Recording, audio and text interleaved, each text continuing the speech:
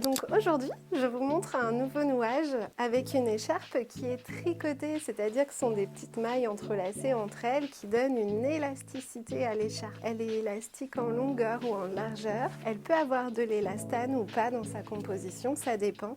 Mais en tout cas, si vous retrouvez cette élasticité dans votre écharpe, il va être important de choisir un nouage qui va venir croiser minimum 2 couches de tissu sur le dos de votre bébé parce que, à cause de l'élasticité, si vous ne mettez qu'une seule couche de tissu, votre bébé peut tomber. Le nouage que nous abordons aujourd'hui, c'est un double hamac qui permet de croiser 2 couches de tissu sur le dos de bébé et qu'il reste confortable et vous aussi. On va repérer le milieu de l'écharpe et on va venir tenir l'ourlet du haut de chaque côté et on va venir positionner l'écharpe sur nos épaules comme une serviette de bain. Et ensuite, je réattrape les 2 ourlets et je bascule l'écharpe sous mes aisselles et ensuite je vais venir croiser chaque pan de chaque côté sur l'épaule opposée en passant par devant. Donc je positionne le premier pan, je remonte bien tout le tissu, bien à plat, un petit accordéon sur mon épaule. Je fais de même avec l'autre côté. Ensuite, je récupère les 2 pans qui sont dans mon dos que je vais venir croiser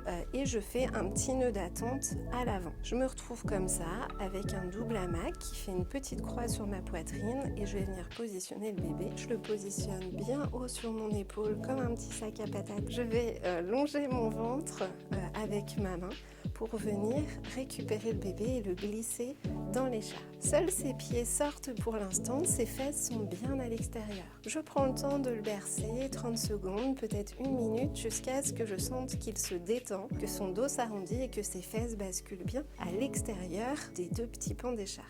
Je vérifie quel pan d'écharpe passe en dessous par rapport à l'autre et je vais pouvoir remonter l'ourlet de ce pan d'écharpe qui passe en dessous. Je remonte l'ourlet jusqu'à sa nuque et jusque sous mes bras en laissant bien tout le surplus de tissu au creux de ses genoux. Je fais de même avec le deuxième. Et ensuite, je vais pouvoir venir serrer tout ça. Je maintiens bien le bébé avec ma main et je défais le nœud d'attente et les 2 pans se libèrent sur mes épaules. Je vais ensuite libérer le visage de bébé qui peut s'enfouir dans les écharpes. J'attrape l'ourlet qui est à l'extérieur de mon épaule. Je fais glisser l'ourlet qui est contre ma nuque de mon épaule pour pouvoir les inverser.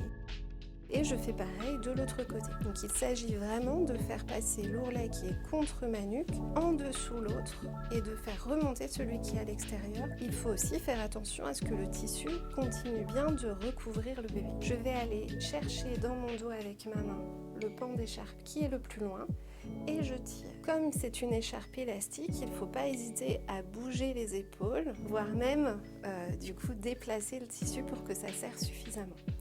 Je fais pareil en inversant les mains et en allant chercher l'autre tissu. Je serre bien et une fois que nous sommes confortables tous les deux, on peut croiser sous les fesses en faisant attention à ne pas croiser sur le dos de bébé. Et je vais finir par un double nœud dans le dos pour que ça soit bien sécuritaire. Si je préfère, je peux aussi croiser sous les fesses et faire des petites vrilles vers le bas en tirant bien vers le bas.